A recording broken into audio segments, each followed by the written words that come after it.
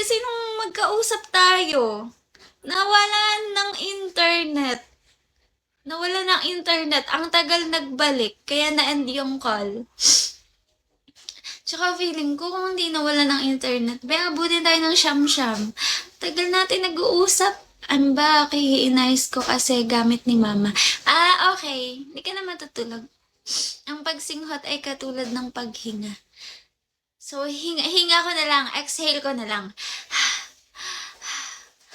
Ganun. Hirap daw singhotin ng mga drop niyo. Sinsingot ko na lang. Okay lang yan, antok na din ako nun. Okay, sige.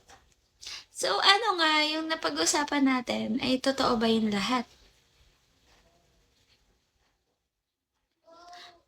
Yun ba, ang lahat ba ng yun ay may katotohanan? No singhat challenge.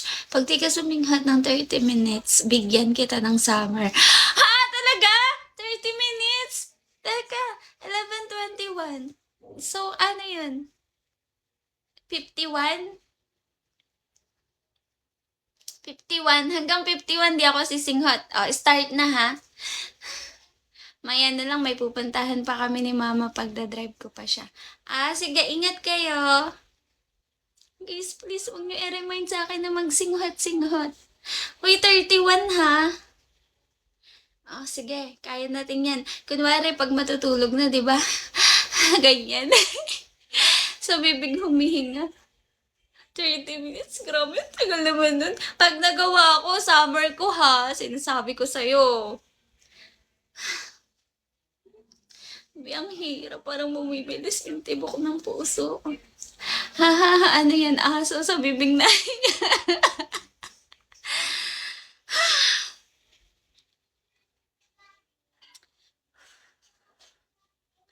Tutulong sipon mo niyan. Hindi naman ako sinisipon eh.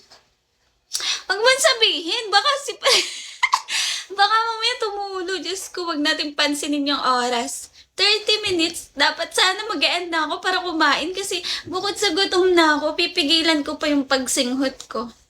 Yawa. Yawa naman talagang buhay to.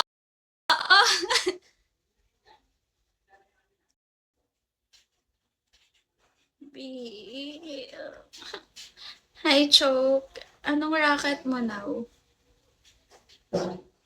Uy, Jasmine, sinasabi ko sa'yo, 15 minutes na lang.